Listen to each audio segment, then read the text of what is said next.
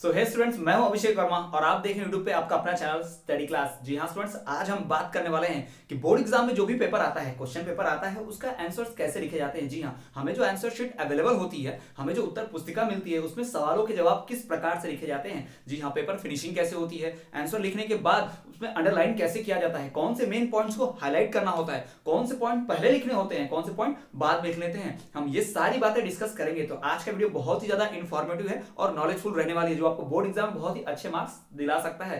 तो वीडियो के एंड तक जरूर बने रहिएगा। तो चलिए बिना किसी देरी के शुरू करते हैं, लेकिन उससे पहले एक छोटी सी रिक्वेस्ट, मेरे चैनल को सब्सक्राइब और इस वीडियो को लाइक और शेयर करने की, ताकि ज्यादा से ज्यादा स्टूडेंट्स तक ये बात पहुंचे और उन्हें भी नॉलेज मिले और मुझे मोटिवेशन मिलते रहे इस तरह के और भी कंटेंट बनाने के लिए। चैनल पर आपके लिए मैं इस तरह बनाकर लाऊं और आप एग्जाम की तैयारी बहुत ही अच्छे से कर पाएं। तो चलिए शुरू करते हैं।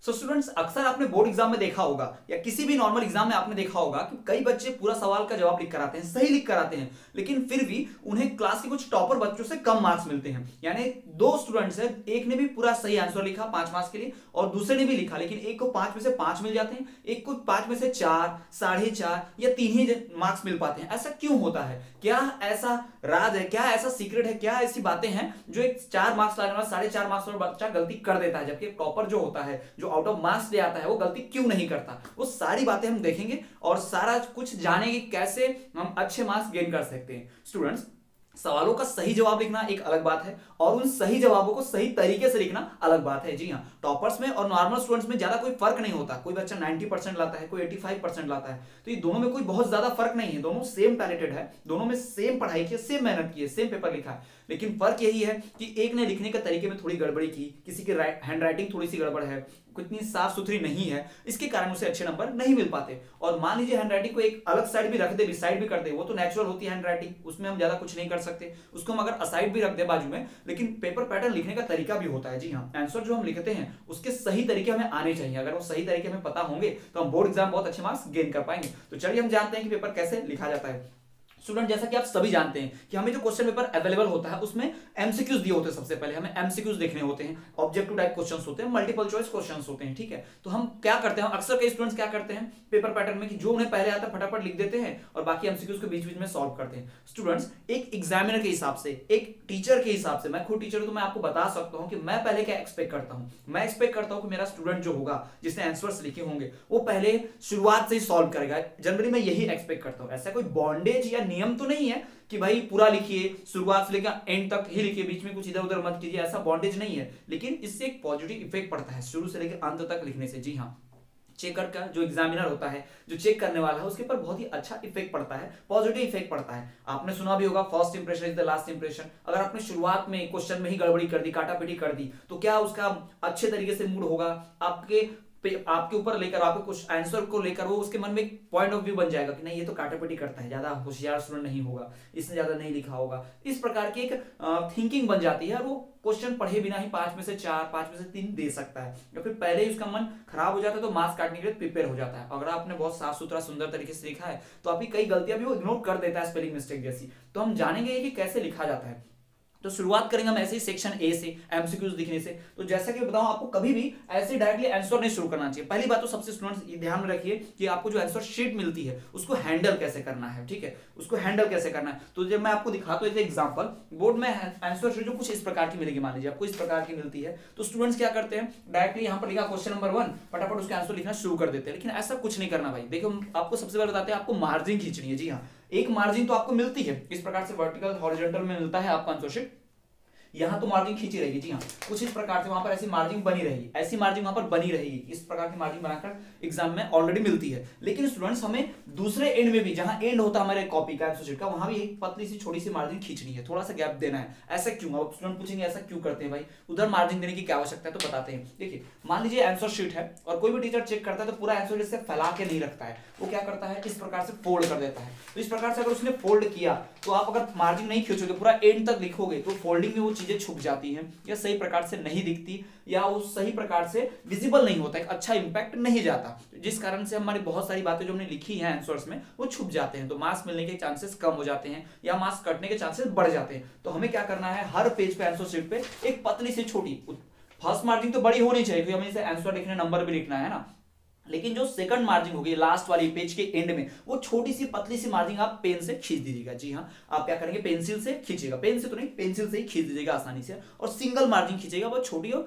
साफ सुथरी स्केल से बढ़िया खींच दीजिएगा मार्जिन। इससे क्या होगा कि अब आपने यहीं तक आंसर लिखा, अब इसको पलटेगा भी कोई, यहाँ पलटेगा भी कोई, सिर्फ उतना ही मार्जिन वाला जो आपने छोड़ा था वो मुड़ जाएगा, लेकिन आपने लिखा यहीं तक था, तो लिखा वाला क्लियरली विजिबल रहेगा और सही से चेक करेगा और मार्क्स भी दे पाएगा। तो ये तो हो गया आंसर शीट को हैंडल करने का तरीका, लिखने का तरीका। चलिए मैं आपको बताता हूँ कि आंसर लिखते कैसे, आंसर शीट पे पेज पे शुरुआत कैसे करते हैं। तो देखिए, जैसे कि मान लीजिए आप लिखने जा रहे हैं सेक्शन ए सॉल्व करने जा रहे हैं, तो भाई पहले आप यहां पर हेडिंग डालिए सेक्शन ए। जी हां, पहले आप आंसर शीट के एकदम हेड पर ही इस प्रकार से लिखिए सेक्शन ए, इस प्रकार से आपको लिखना पड़ेगा। जी हाँ, सेक्शन ए सॉल्व कर रहे हैं, तो एग्जामिनर के मन में बहुत ही अच्छा इंपैक्ट जाता है। जी हाँ, उसके बाद फिर लिखिए क्वेश्चन लिखेंगे आप, जैसे क्वेश्चन तो आपको ऑलरेडी लिखना होता नहीं है, क्वेश्चन पेपर मिलता है, आपको आंसर लिखने होते हैं, तो आप क्या लिखेंगे, ऐसा लिखिए कि आंसर ऑफ क्वेश्चन नंबर 1। जी हाँ, क्वेश्चन नंबर 1 इस प्रकार से लिखिए आप, इसको भी बॉक्स में पैक कीजिए, question answer of question number 1। ठीक, तो आपने एमसीक्यूज में नंबर 1 लिखा, ठीक, उसका आंसर लिखना है आपको। बहुत बच्चे क्या करते हैं कि पहले का ए आंसर है तो ऑब्जेक्टिव में ए ही लिख दो, ऐसा नहीं भाई, पूरा लिखना पड़ेगा आपको। पहले का क्या है, ए में लिखा हुआ है, ऐसा जो भी आपको सही आंसर है वो लिखिए भाई, ठीक है, सही आंसर लिखिए। ठीक, बी में आपको लिखना पड़ेगा क्वेश्चन नंबर 2, फिर क्वेश्चन नंबर 2 किया कुछ इस प्रकार से, उसका सही आंसर भी आपको लिखना पड़ेगा। लिखिए कि इसका सही आंसर है डी, ऑल ऑफ द एबो। जी हाँ, सही आंसर क्या है, ऑल ऑफ द एबो डी, कुछ इस प्रकार से आप लिखिए। जी हाँ, इस प्रकार से आपने कर दिया। अब बताते हैं आपको क्या करना है, अभी भी ऐसे नहीं छोड़ देना आपको, बहुत बच्चे ऐसा ही करते हैं, ऐसा नहीं करना है, हमें उसके बीच में एक छोटी लाइन भी खींचनी है। जी हाँ, जैसा कि आप स्कूल में कई बच्चे करते भी, आपको पता भी होगा। ठीक है, लिखा आपने एक आंसर, लाइन खींचिए, तो तीसरा इसी प्रकार से लाइन खींचिए। तो इस प्रकार से तो आपको एमसीक्यूज के सब क्वेश्चंस के बीच भी लाइन खींचनी है, पेंसिल से खींचनी है। जी हाँ, पेन का इस्तेमाल बिल्कुल मत कीजिएगा, लाइन खींचने के लिए पेंसिल का ही इस्तेमाल कीजिएगा। ठीक है, ये न सिर्फ मैं आपको एसएसटी के लिए बता रहा हूं, बल्कि किसी भी सब्जेक्ट में आप सॉल्व करें, मैथ्स हो, इंग्लिश हो, हिंदी हो, संस्कृत हो, ऑल सब्जेक्ट्स के लिए आप अगर इस प्रकार से थोड़ा साफ सुथरे से लिखेंगे तो आपको अच्छे मार्क्स मिलेंगे। और स्टूडेंट बताता हूं आपको, पहले आप भले आपको एमसीक्यूज के आंसर नहीं आ रहे हो, आपको सोचना पड़ेगा, आराम से सोच के लिखोगे। ठीक है, या फिर मान लो स्टार्टिंग में आपको आंसर नहीं पता है, कोई ऑप्शन नहीं, ऑब्जेक्टिव खाली तो नहीं छोड़ना चाहिए, खाली छोड़ना तो मूर्खतापूर्ण वाली बात हो गई, क्योंकि कोई ना कोई अंदाजा टोला अगर हमने लगाया, मान लीजिए जय माता दी बोल के हमने कोई एक टिक लगा दिया, तो हो सकता है वो सही हो जाए। खाली छोड़ने पे तो वैसे भी रॉन्ग मिलने वाला है, कोई मार्क्स नहीं, बट अगर आप कोई लिख दोगे तो हो सकता है गलती से कि आपको सही तुक्का लग जाए तो मार्क्स मिल जाए। तो खाली कभी नहीं छोड़ेंगे, हम क्या करेंगे, एक साथ सारे ऑब्जेक्टिव्स को क्वेश्चन वाइज ऐसे डाल लेंगे। भले आप आंसर मत लिखिए कौन सा आंसर है, उसको खाली ऐसा छोड़ दीजिए। ठीक है, नहीं आ रहा है खाली छोड़ दीजिए ऐसा, पर उसकी जगह जरूर छोड़िए, उसमें लिख के रखिए। लास्ट में जब आपके पास टाइम नहीं बचेगा, आपको सोचना पड़ेगा, सोच सोच के कि हाँ इसका ऑब्जेक्टिव क्या हो सकता है, दिमाग लगा के, लॉजिक लगा के, तब अंतिम में जब समय बचेगा तब इसको लिखिएगा। क्योंकि यहां पर आप सोचने में टाइम वेस्ट कर देंगे तो मान लो ज्यादा से ज्यादा 1 नंबर मिलेगा, लेकिन अगर लॉन्ग का क्वेश्चन छूट गया तो 5 नंबर चले जाएंगे आपके, 4 नंबर चले जाएंगे आपके, अगर ऐसे आप ज्यादा सोचेंगे यहां पर टाइम कम पड़ गया तो। वैसे भी थ्योरेटिकल सब्जेक्ट में बहुत कम टाइम मिलता है। जी हाँ, और स्पेशली मैथ्स के ऑब्जेक्टिव सॉल्व करने, भाई एक मार्क्स के लिए पूरा क्वेश्चन सॉल्व करके लिखना पड़ता है मैथ्स में,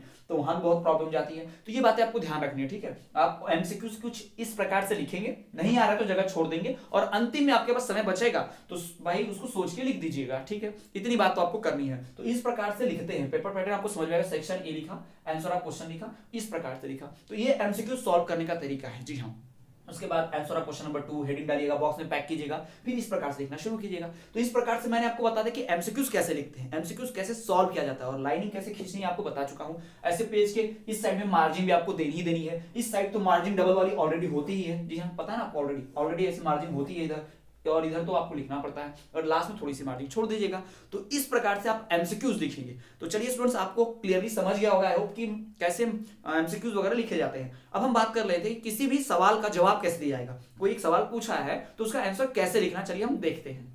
सो स्टूडेंट, जैसा कि आप सभी जानते हैं कि जो भी सवाल हमें पूछे जाते हैं, लॉन्ग क्वेश्चन हो गया, शॉर्ट क्वेश्चन हो गया, उनके और में भी सवाल पूछे जाते हैं। जी हाँ, तो हम लोग क्या करते हैं, क्वेश्चन नंबर तो डाल देते हैं, लेकिन ये लिखना भूल जाते हैं कि हमने और वाला लिखा है या उसके अपर वाला क्वेश्चन लिखा है। जी हाँ, तो ये भी बातें ध्यान रखनी होती हैं। जैसे कि फॉर एग्जाम्पल मैं आपको यहाँ देता हूँ कि बोर्ड एग्जाम में क्वेश्चन आया कि what do you mean by black soil, right features और कैरेक्टरिस्टिक्स ऑफ ब्लैक सॉइल, इस प्रकार का सवाल आता है, तो हमें उसका जवाब कैसे लिखना है। तो देखिए स्टूडेंट्स, यहाँ पर हमें क्वेश्चन नंबर 6 था और में दिया था नीचे में, तो हमने कैसे लिखा, आंसर ऑफ क्वेश्चन नंबर 6 और जी हाँ पहले सेक्शन नंबर डाल दिए, कौन से सेक्शन को आप सॉल्व कर रहे हैं, ठीक है। ये बार बार नहीं डालना है, शुरुआत में जब जैसे आपने सेक्शन बी लिख रहे हैं तो सेक्शन बी के सारे क्वेश्चन सॉल्व कर रहे हैं तो आप एक बार सेक्शन बी लिख दीजिए वहां से आंसर शीट पे, फिर क्वेश्चन 6, क्वेश्चन 7, क्वेश्चन 8, क्वेश्चन 9, 10 तक लिखिए, फिर क्वेश्चन सी, अगर सेक्शन सी आ गया तो फिर वहां पे सेक्शन सी का हेडिंग डाल दीजिए, फिर लिखिए। बार बार सेक्शन बी नहीं लिखना है, इस प्रकार से एक बार लिखिए और उसके सारे क्वेश्चन को सॉल्व कीजिए, ठीक है।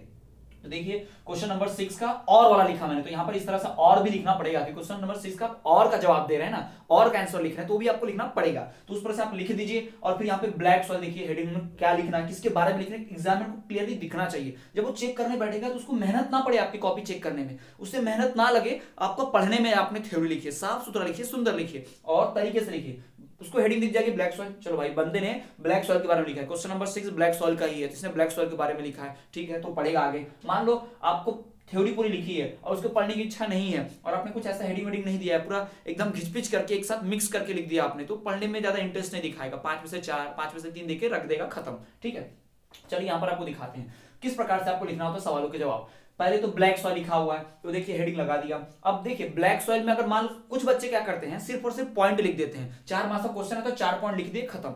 5 मार्क्स का क्वेश्चन है, 5 पॉइंट लिख दिए, खत्म। पर क्या हो अगर कोई टीचर को थ्योरी ज्यादा पसंद आती हो, वो थ्योरी चेक करता हो, पॉइंट पे ज्यादा मार्क्स ना देता हो, और क्या हो कोई टीचर ऐसा हो जो सिर्फ और सिर्फ पॉइंट्स पे मार्क्स देता हो, थ्योरी पे ज्यादा इंटरेस्ट नहीं दिखा, तो तब हम क्या करेंगे भाई? तो ये तो लक वाला काम हो गया। आपने थ्योरी लिख दी, अगर टीचर को थ्योरी पसंद है उसके पास चेक करने गया तो दे देगा, लेकिन अगर पॉइंट वाले के पास पहुंच गया तो मार्क्स नहीं देगा। तो हमें क्या करना है, रिस्क नहीं लेना है, हमें दोनों लिखने हैं जी, हमें थ्योरी और पॉइंट दोनों बनाकर लिखना है। चलिए देखते हैं कैसे लिखना है। हमने लिखा ब्लैक सॉइल, तो अब ब्लैक सॉइल के बारे में बता तो दीजिए ब्लैक सॉइल क्या होती है। तो लिखा यहाँ पे देखिए, the soil which is formed by volcanic eruption is known as black soil. देखो हमने लिखा बढ़िया साफ सुथरा तरीके से, टीचर को दिखेगा हाँ भाई ब्लैक सॉइल का ये भी तो एक फीचर है ना अपने आप, थ्योरी में अपने आप फीचर है ना कि ब्लैक सॉइल कैसे बनता है, तो वोल्केनिक इरप्शन से बनता है, ये उसका कैरेक्टरिस्टिक, उसका फीचर है, हमने थ्योरी में लिख दिया। फिर अब उसके फीचर्स हमें लिखने हैं, तो ऐसा सबहेडिंग लगा के फीचर्स ऑफ ब्लैक सॉइल देखिए बढ़िया से अंडरलाइन कर दिया। फिर उसमें नीचे में लिख रहे हैं, आप यहाँ देखेंगे डबल मार्जिन और इधर सिंगल मार्जिन, ठीक। पहला point, it is black in colour, it is also known as black cotton और regur soil, it is its water holding capacity is more, it is best for growth of cotton. तो इसके features हमने लिख दिए। अगर आपको लगता है कोई फीचर्स हाईलाइट करने हैं, उसे अच्छे से दिखाना है, तो आप उसको अंडरलाइन भी कर सकते हैं। जैसे यहाँ पर देखिए इस थ्योरी में the soil which is formed by volcanic eruption, जी हाँ फॉर्म्ड बाय वोल्केनिक इरप्शन, ऐसा हम अंडरलाइन कर देंगे, फॉर्म्ड बाय वोल्केनिक इरप्शन। तो जब भी टीचर पढ़ेगा उसका ध्यान फट से इस पर जाएगा, फॉर्म बाय वोल्केनिक इरप्शन, हाँ ब्लैक सॉइल इसी से बनती है। ऐसा कोई थ्योरी अपने मन से फेंक के नहीं लिखा, अपने मन से कुछ भी अंदाजी टोला नहीं लिखा, कुछ भी मतलब बनावटी इंग्लिश नहीं लिखा है, ऐसा तो उसे नहीं लगेगा, उसे क्लियरली सब कुछ दिखेगा तो बहुत खुश होगा, एग्जामिनर में अच्छा इंप्रेशन जाएगा, उसे लगेगा कि बंदा बहुत अच्छा पढ़ने वाला है। जो भी स्टूडेंट है, लड़का लड़की जो भी हो, बहुत अच्छा पढ़ने वाला हो, कितना अच्छी सुंदर हैंड राइटिंग, साफ सुथरा लिखा है, कोई काट पीट नहीं की है, तो बढ़िया लिखा है उसने, ठीक है, अच्छा नंबर देगा वो, अच्छे इंप्रेशन बनेगा।